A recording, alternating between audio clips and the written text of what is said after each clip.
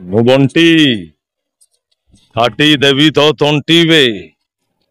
ମୁଁ ଆଲୋକ ଦାସ, ଘର ବାଲେଶ୍ୱର ଛାନୁଆ ସଦର ବ୍ଲକ।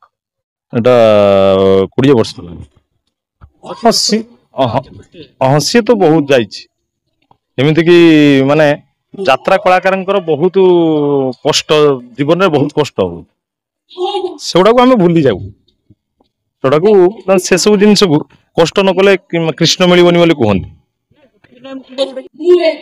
ହଁ ସେମିତି ଅଛି, ମାନେ ଯାହାକି ମୋ ଦେହ ଖରାପ ହେଇଗଲା, ଥରେ ନାଟ କରିବା ବି କଷ୍ଟ ହେଲା, ନାଟ ବି କରିପାରିଲି ନାହିଁ। ସିଏ ଗୋଟେ ଦିନ, ଆଉ ତ ସେମିତି ମୁଁ କିଛି ମାନେ ନିଶା ପାଣି ଇଏ ସବୁ ମୋ ଦ୍ଵାରା ଚାଲେ ନାହିଁ। ଏମିତି ଆଉ କହିବାକୁ କଥା ଅନେକ, ବାକି ସେ ନାଟକର ମୋ ନିଜ ନାଁ ସେଟାରେ ଦିଆଯାଇଥିଲା ଏବଂ ସେଇଟାରେ ମୁଁ ପରିଚିତ ହେଇଛି। ଆଲୋକ ଭାରି ଚାଲାକ, ଇଜ ଦି ଭେରି ଭେରି ଖରାପ ଲୋକ, ଏଇଟା ମୋ ମାନିଆ ଥିଲା ସେ ନାଟକରେ। ହଁ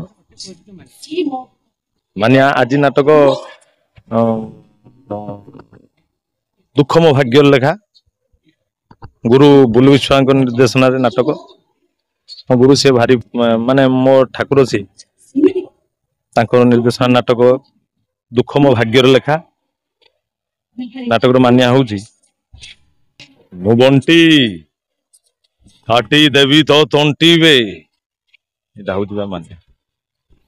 ଦର୍ଶକ ମାନଙ୍କ ପାଇଁ ଆମେ କଳାକାର ବନେଇଛୁ। ଦର୍ଶକ ହଉଛନ୍ତି ଆମ ପାଇଁ ଈଶ୍ୱର।